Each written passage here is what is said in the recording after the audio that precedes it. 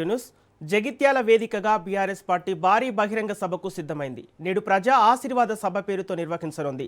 ఈ కార్యక్రమంలో సుమారు ఏడాది కాలం తర్వాత పార్టీ అధినేత కేసీఆర్ పాల్గొని ప్రసంగించనున్నారు. ఈ సభ ద్వారా పార్టీకి పూర్వ వైభవం తీసుకురావాలని, కేసీఆర్ మళ్లీ ముఖ్యమంత్రి కావడమే లక్ష్యంగా కదం తొక్కాలని శ్రేణులు భావిస్తున్నాయి. ఈ సభలోనే సీనియర్ నాయకులు జీవన్ రెడ్డి బీఆర్ఎస్ పార్టీలో చేరనున్నారు. అదేవిధంగా జీవన్ రెడ్డి పార్టీలో చేరికతో ఉత్తర తెలంగాణలో బీఆర్ఎస్ పార్టీకి మరింత బలం చేకూరనుందని నేతలు అభిప్రాయపడ్డారు.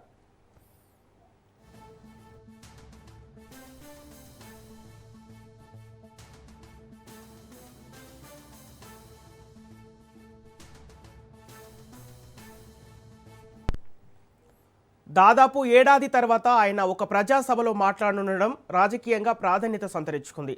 జగిత్యాల నుంచే మళ్లీ పార్టీ పూర్వవైభవం సాధించడానికి, అలాగే కేసీఆర్ మళ్లీ ముఖ్యమంత్రి కావడానికి ప్రజల ఆశీర్వాదమే కీలకమని బీఆర్ఎస్ నేతలు భావిస్తున్నారు. సభ విజయవంతం కోసం స్థానిక నాయకులు విస్తృత ఏర్పాట్లు చేపట్టారు. పెద్ద ఎత్తున కార్యకర్తలు, అభిమానులు హాజరు కానున్న ఈ సభ రాష్ట్ర రాజకీయాల్లో చర్చనీయాంశంగా మారనుంది. ఈ సభ బీఆర్ఎస్ పునరుజ్జీవనానికి కీలక మలుపుగా భావిస్తున్నారు.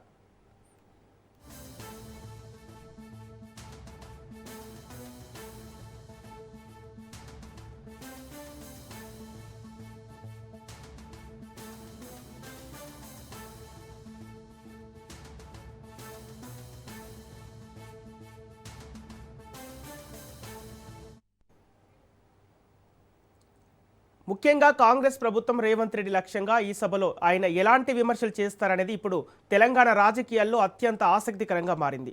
ఇదే అంశానికి సంబంధించి పూర్తి డీటెయిల్స్ మా ప్రతినిధి సైదులు అందిస్తారు. సైదులు, జగిత్యాలలో మాజీ సీఎం కేసీఆర్ ప్రజా ఆశీర్వాద సభను అధికారుల భద్రత ఏర్పాట్లు ఏ విధంగా ఉన్నాయి, అలాగే కేసీఆర్ ఈ సభను ఉద్దేశించి ఏ అంశాలపై ప్రసంగించే అవకాశం ఉంది?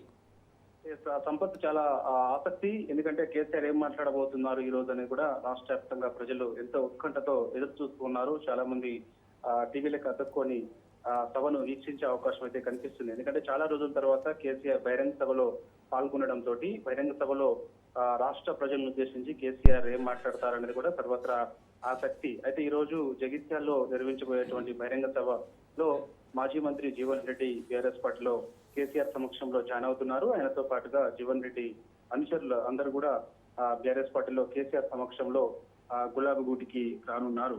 దాదాపుగా ఎంతో ప్రతిష్టాత్మకంగా తీసుకొని సభను నిర్వహిస్తున్నారు. 4-5 నియోజకవర్గాల నుంచి పెద్ద ఎత్తున ఈ యొక్క సభకు ప్రజలను తరలించాలని చెప్పేసి బీఆర్ఎస్ పార్టీ భావిస్తుంది. ఇప్పటికే ఆయా నియోజకవర్గాలకు ఇన్ఛార్జీలని నియమించింది. జన సమీకరణకు సిద్ధం చేసుకుంది. ఒక్కొక్క నియోజకవర్గం నుంచి దాదాపుగా 30,000 మందిని తరలించాలని చెప్పేసి బీఆర్ఎస్ పార్టీ దృఢ సంకల్పంతో ముందుకెళ్తుంది.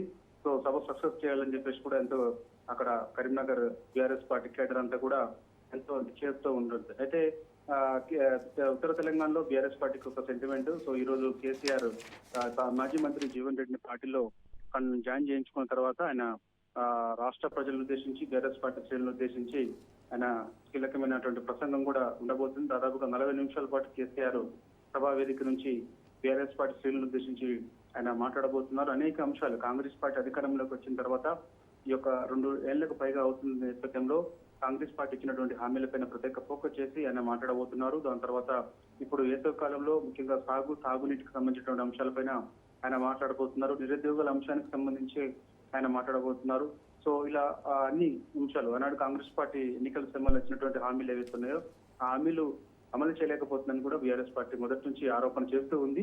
దానిలో భాగంగా ఈ రోజు మరోసారి ఆ అంశాలన్నింటినీ కూడా గుర్తు చేస్తూ కేసీఆర్ ప్రసంగం ఉండబోతుంది. దాని తర్వాత పార్టీ శ్రేణులను ఉద్దేశించి కీలకమైన అంశాలు కూడా మాట్లాడే అవకాశం అయితే కనిపిస్తుంది. ఎందుకంటే కేడర్ ఇవాళ ఎంతో ఉత్సాహంతో ఎదురు చూస్తూ ఉన్నారు కాబట్టి సో దాదాపుగా మళ్ళా రాబోయే ఎన్నికలు వచ్చేంత వరకు కూడా కేడర్ లో జోష్ నింపేందుకు కేసీఆర్ ఈ ప్రసంగం ఉంటుందని చెప్పేసి కూడా బీఆర్ఎస్ పార్టీ శ్రేణులు అయితే చెప్తూ ఉన్నారు. కాబట్టి సో ఖచ్చితంగా పార్టీ రాబోయే రోజుల్లో ఖచ్చితంగా అధికారమే లక్ష్యంగా ముందుకెళ్లాలని చెప్పేసి దాని తర్వాత ఇచ్చినటువంటి హామీలపైన ఫోకస్ చేస్తూ రాష్ట్ర ప్రభుత్వం పైన ఒత్తిడి తెచ్చేందుకు, దాని తర్వాత పార్టీ కమిటీలకు సంబంధించి, అదేవిధంగా పార్టీ సభ్యత్వాలకు సంబంధించి, అదేవిధంగా ఇక్కడ నుంచి పార్టీ ఇటువంటి నిర్ణయాలు తీసుకోబోతుంది.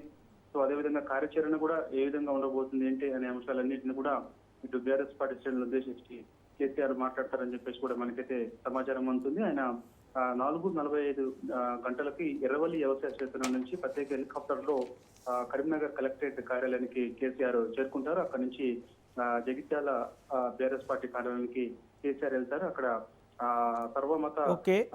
వాళ్ళతోటి అందరితోటి కూడా ఆయన ప్రార్థనలో ఉండే అవకాశం కనిపిస్తుంది. దాని తర్వాత ఉమ్మడి కరీంనగర్ జిల్లా ముఖ్య నేతలతో కీలకమైన సమావేశం కేసీఆర్ ఏర్పాటు చేస్తున్నట్లు కూడా తెలుస్తుంది. ఆ సమావేశం అయిపోయిన తర్వాత నేరుగా ఆయన సభాస్థలికి 6:15 చేరుకుంటారన్నది కూడా మనకు తెలుస్తుంది. 6:15 సభాస్థలికి చేరుకున్న తర్వాత ఆయన సభాస్థలి నుంచి బీఆర్ఎస్ పార్టీ శ్రేణులకు అభివాదం చేస్తూ ఆయన ప్రసంగం వెంటనే ఉండబోతున్నట్లు కూడా తెలుస్తుంది. దాదాపు గంట పాటుగా మాట్లాడే కేసీఆర్ అనేక అంశాలపైన ఈ రోజు మాట్లాడతారని కూడా బీఆర్ఎస్ పార్టీ చెప్తుంది. Okay, thank you Saidulu.